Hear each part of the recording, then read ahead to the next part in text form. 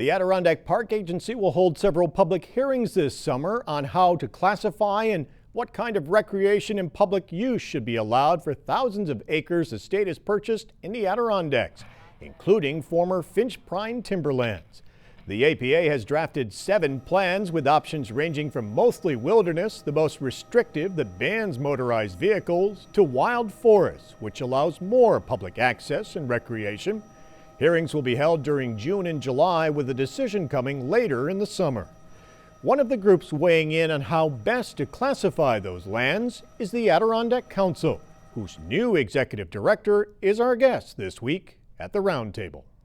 Joining us at the Roundtable this week is Willie Janeway, the new executive director of the Adirondack Council, the largest environmental watchdog and conservation group in the state. Welcome. Nice to have you here. Thank you, Tom. Great to be here. You are returning to the Adirondacks after working for the state with the DEC in the Hudson Valley and the Catskills, but you really have a wealth of experience here, and your roots run deep in the Adirondacks.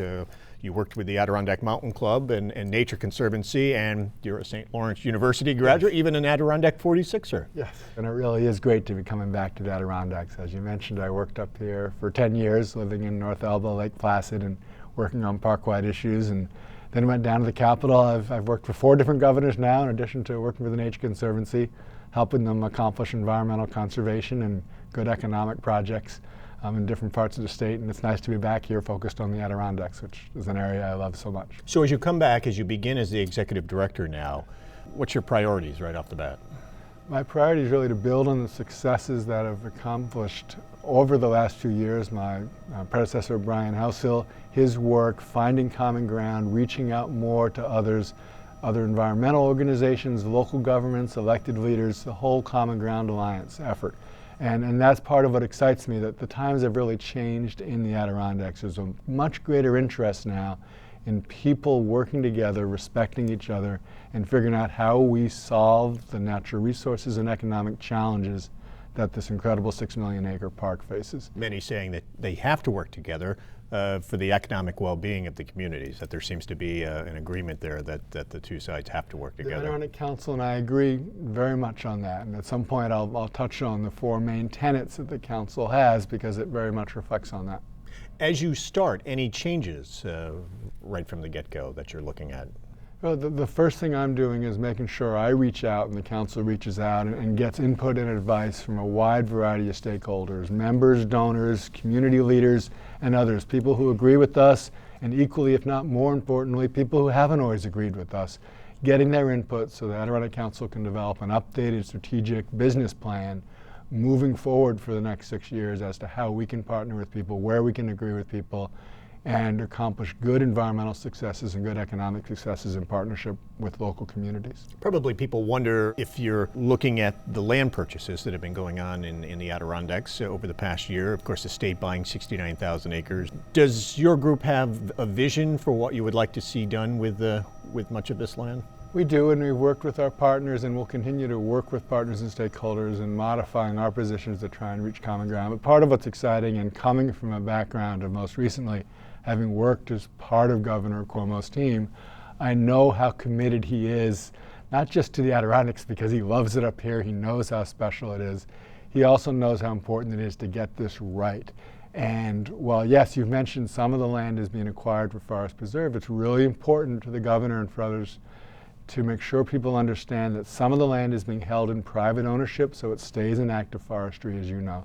Some of it is being split off and being given to and sold to some of the local communities for their economic growth projects, and some of it is being added to the Forest Preserve, the constitutionally protected lands that are part of this park. And so that division allows us to take approaches very differently than we might have taken in the past to make sure we're not just preserving the clean water, clean air, and incredible biodiversity we have here in the Adirondack Park, but doing it in a way where it works hand in hand with helping communities stay vibrant and economically strong.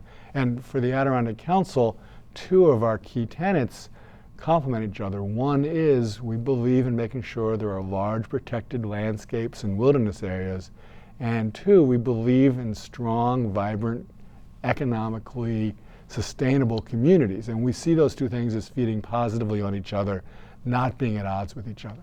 Much of the thought is that this is going to promote tourism and it's going to bring tourists. So in that sense, the thought is that this will help promote the economies of many small towns. Combined with the governor's commitment of an increased investment and increased coordination on how we promote ourselves, being the largest park in the continental United States, having the most magnificent collection of watersheds anywhere in North America, having the highest mountains in all of New York State, having New York be a state that people know around the world as a place to go. And when they're coming to New York, and whether they're going to the Statue of Liberty or Niagara Falls, making sure the Adirondacks, whether it's to climb Mount Marcy or to go rafting down Hudson River Gorge or to go biking, or in the winter in Old Forge to go snowmobiling, we have a suite of tools, and the governor gets it that we need to better promote that. That will help protect this area and help grow it economically. Tourism has little environmental impact. Properly managed, it is a real positive complement. It helps people enjoy. And we want to manage it properly because people want to be here to enjoy those natural resources. We don't want to have use that degrades the natural resources, so we can't have the long-term economic benefit. The debate has gone on for years, though. How much land should the state buy up? And it still continues today. A number of people thinking that conservation easements are more the route to go, so that more of it stays in production for timbering and other uses. And that constant question also with the economics of the state, how much does the state spend? How many millions do they continue to spend? Does the council agree with the amount of land that's been purchased and believe that this is the right mix and the right amount, or do you understand the concerns of those that think that maybe the state shouldn't be gobbling up so much land? Well, the Adirondack Council applauds the governor and the state for moving forward with these acquisitions, with these additions, and also applauds the governor for taking this multifaceted approach, so it's not all the addition of land to the forest preserve, because we believe strongly that's the right way to go forward, because our vision of the Adirondacks is a combination of public and private land, a combination of forest preserve with working forests, and in the Champlain Valley, the working farmlands. So the park is getting closer, many people would say, and the Adirondack Council and I would agree, to an end game. And there's a real opportunity to create an updated vision about exactly what that final Adirondack Park should look like several decades from now, when perhaps we celebrate the 2nd century of the park. And I and the Adirondack Council are not going to say, well, here's what it is. We will have our opinions on that, but we want to develop a public position after getting input from other stakeholders and being flexible where we can, consistent with our principles, because if we have a consensus among stakeholders about an end game vision, that not only is good for the park, it's something Andrew Cuomo will really appreciate, because it'll make his job a lot easier. Oftentimes you're on the same page with many of the other environmental groups in the Adirondacks. One issue where you... Not always, but sometimes. Not always, but on many of the issues you are. One where you clearly split was on the Adirondack Club and Resort, the huge project at the Big Tupper ski area, the development of luxury homes on that mountainside, and that winning APA approval now being appealed by a number of environmental groups, but not the Adirondack Council. And the council backed the project, which I know angered some of the other environmentalists and may have surprised a few people. But you believe it's a project that should move forward, and is the Adirondack Council has been satisfied as far as whatever issues you had with the project? One of the things that differentiates the Adirondack Council from some of our friends and sister environmental organizations is the degree to which, within our mission and our vision and our core principles of what we believe are good for the Adirondack Park as a whole, not just the Forest Preserve, are large protected wilderness areas and strong, economically sustainable, vibrant communities. That inclusion of the local communities is part of what we believe is good about the Adirondack Park. Other groups understand and support that too. But we include it to a degree that is somewhat more elevated than some of my friends and some of the other environmental groups, so that sometimes will lead us to take some different positions and will cause us to be criticized. It would sometimes be easier to be on one extreme or the other and to defend that with some of our donors and members and friends who aren't always happy with us. But we're more concerned about looking at the science, working with our partners, and making sure in the end we're in the right place. And I suspect over time we will continue to partner with local communities and other environmental communities much more often than we'll be on a different page. Another project that may be along the same lines, a number of people would like to take the rail corridor from Old Forge to Lake Placid, and to create a multi-use recreation trail and eliminate the railroad tracks that are there. Has the council taken a position on this? The Adirondack Council has looked at this, and it has taken a position at the 10,000 foot level, but we have not delved into the details. And our position has been one that first and foremost the corridor should be preserved as a corridor. That corridor has immense long-term recreational economic value to the Adirondacks. We have not weighed in, and at this point have no intent on weighing in on the specific merits of this approach versus that approach versus trying to do some of each in some places, because I'm not sure we have a lot to add to the debate on that. And it's important to me that we're engaged in places where we have expertise and something to bring to the table that's not at the table now, and I'm not sure that's the case there. There is the issue now, the APA looking at revising clearcutting rules, and the Adirondack Council has come out basically opposing some of the changes that are being recommended. Well, we've raised two issues with the proposed general permit for clearcutting, which, as you know, a general permit makes it a lot easier for someone to go forward and do clearcutting. And clearcutting can be an important, properly managed forest practice, but all too often it's done wrong, and the risks of doing it wrong are significant in how they impact the water quality irreversibly. And going back to the establishment of the Adirondack Park, that was one of the reasons the park was created, to protect water quality, protect those forests. So we, and I believe half a dozen other groups, have together developed specific suggestions for the park agency as to how to do this better, how to reform the regulations. One of the problems with the current rules is if someone does a clear cut just under 25 acres, they can't go into the adjoining lands within a couple hundred feet and do some selective cutting of just a few trees, even though that would be good environmentally to do a little selective cutting. So there needs to be a way here to modify the regulations to allow the forestry to be modernized and done better. The approach initially proposed and the process that was used was something that raised a lot of concerns for us, and that's why we haven't been afraid to speak up and raise those issues and hope that we develop a consensus about how to go forward. Is the And delay? I know some of our suggestions have already been adopted, and when I say our suggestions, I don't mean just the Adirondack Council, I mean us and other organizations and some foresters. Some of those suggestions are already getting incorporated into a modified proposal by the park agency. I was going to ask you, is the delay a sign that perhaps they're listening to some of the concerns that you've raised? I'm hearing that they're looking at making and are making some changes to the proposal.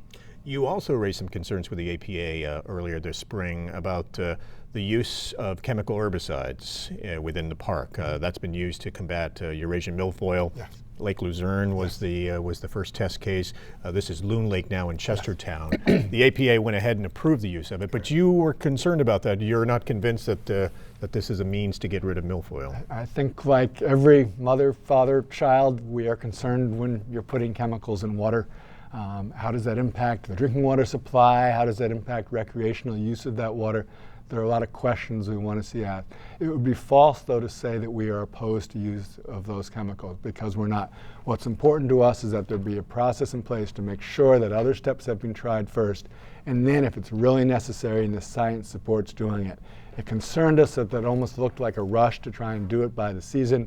Now we're here in May and the treatment will go forward. We've been assured there will be some safeguards in place, but we had some concerns, and we're not afraid to raise those when we see them. We were, in this case, I think we're the one organization speaking up as the Adirondack Council in front of the park agency saying, whoa, go slow.